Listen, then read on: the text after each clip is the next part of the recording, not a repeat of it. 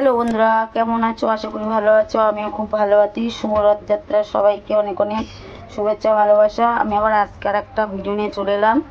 আশা করি ভালো লাগবে। ভিডিওটি কেউ কিন্তু স্কিপ করবে না, পুরো ভিডিওটা দেখো। এখানে আমি একটা মোচা নিয়ে নিয়েছি। মোচাটা কেটে পরিষ্কার করে ধুয়ে রেখে দিয়েছি জলের মধ্যে। আর এখানে আমি সব রকম মশলা বেটে নিয়েছি, শিলে বেটেছি। আদা, জিরে, ঝাল, লঙ্কা, রসুন, পেঁয়াজ, এখানে কয়েকটা পেঁয়াজ কুচিয়ে নিয়েছি। এর উপকরণ আমার দেখো কি করি, সেটা কিন্তু তোমরা দেখতে থাকো পুরো ভিডিওটা। এদিকে আমার জলটা ফুটে গেছে, আর যে সিদ্ধ করা কুচিয়ে রাখা যে মোচাটা, সেটা আমি জলের মধ্যে দিয়ে একটু হালকা ভাপ দিয়ে নেব। 10 থেকে 15 মিনিট এটা ভালো করে আমি ভাপ দিয়ে নেব। যতটা সময় লাগে, যে মানে একটু গলে যাবে, সেইভাবেই আমি সিদ্ধটা করব। এর মধ্যে আমি একটু লবণ দিয়ে দেবো। লবণটা দিলে কি হবে, সিদ্ধটা তাড়াতাড়ি হয়ে যাবে। এবার আমি এর ঢাকাটা দিয়ে দিই। আর এইদিকে আমি একটা বাটি নিয়েছি, তার মধ্যে আমি 1 কাপ মতন বেসনটা নিয়েছি। আমি কি করব বুঝতে পেরেছো বন্ধুরা, কি করতে চলেছি এটা আমি। আর এখানে আমি কিছুটা চালের গুঁড়োটা অ্যাড করবো, কারণ চালের গুঁড়োটা দিলে কি হয়, খাস্তা টাইপের হয়, তার জন্য আমি চালের গুঁড়োটা অ্যাড করব। আর এখানে একটুখানি বেকিং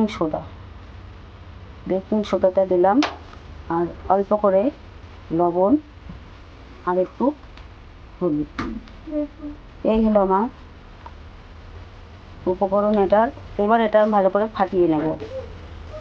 এবার এটা ভালো করে মিক্সড করে নেব। আমার কিন্তু মিক্সড করা হয়ে গেছে।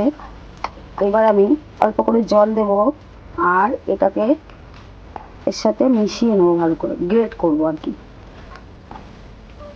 এটা দেখো ভালো করে মিশিয়ে নেওয়া হয়ে গেছে। এবার ভালো করে এটা কিন্তু 5-7 মিনিট ভালো করে ফাটিয়ে নিতে হবে এইভাবে, তবে কিন্তু ভালো হবে জিনিসটা। বন্ধুরা, কেউ কিন্তু ভিডিওটি স্কিপ করবে না, পুরোটা দেখতে থাকো কি করব তৈরি।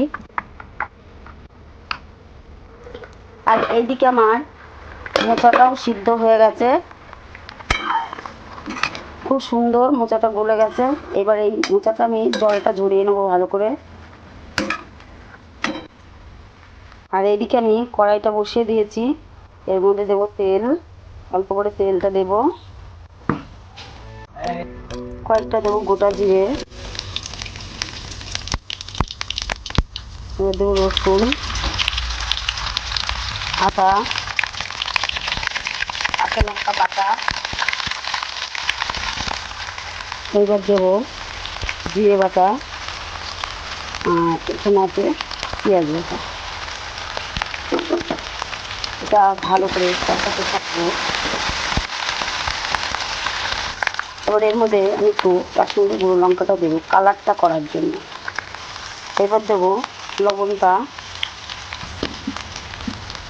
আর অল্প করে হলুদটা দেবো। এদিকে আমার মশলাটা কষে গেছে। এবার যে মোচাটা সিদ্ধ করা ছিল, সেই মশলাটা এর মধ্যে দিয়ে দেবো।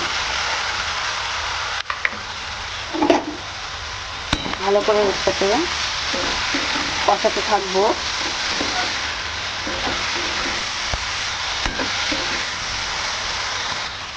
দেখো বন্ধুরা, মোচাটা কিন্তু অনেকটা কষানো হয়ে গেছে, কিন্তু এখনো আর একটু কষাতে হবে। আটাটা যত সময় না হবে,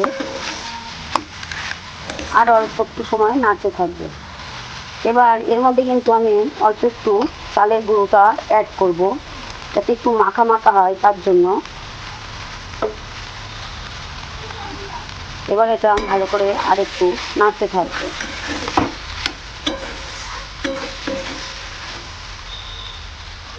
আমার হয়ে এসেছে। এবার অল্প একটু গরম মশলাটা দেবো এর মধ্যে। এবার এটা ভালো করে এর সাথে মিক্সড করে নেব। এবার এই মোচাটা আমি লাগিয়ে নেব, এই থালাটায় জুড়োতে দেবো। একটু একদম গরম আছে, তো গরম থাকলে হাত দেওয়া যাবে না। একটু হালকা গরম যখন থাকবে, তখন এটা কিন্তু আমি লাগিয়ে নেব। একদম ভালো করে একটু জুড়োতে দেবো।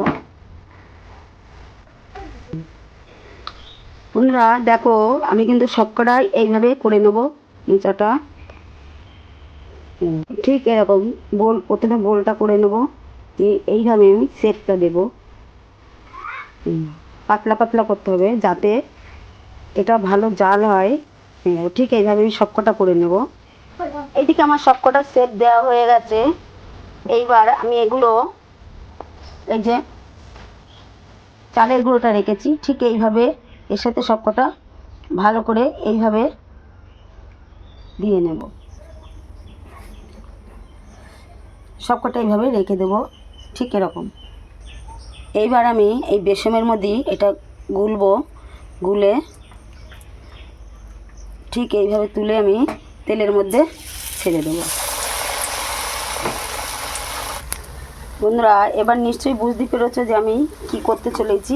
এটা হবে মোচার পকোড়া। তো দেখো কত সুন্দর ফুলে উঠেছে, ছোট ছোট করেছিলাম, আর দেখো কত বড় বড় হয়ে গেছে ফুলে।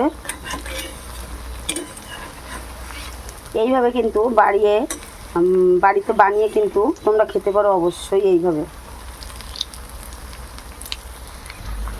লাল লাল করে ভেজে নিয়েছি, আমার কিন্তু হয়ে গেছে এগুলো। এবার এগুলো আমি সবকটা লাভিয়ে নেব। বন্ধুরা, আমার কিন্তু হয়ে গেছে। আর কে কোথা থেকে আমার ভিডিওটা দেখছো অবশ্যই কমেন্ট করে বলবে। আর যারা নতুন আমার চ্যানেলটিকে সাবস্ক্রাইব করে লাইক কমেন্ট শেয়ার করে পাশে থাকবে।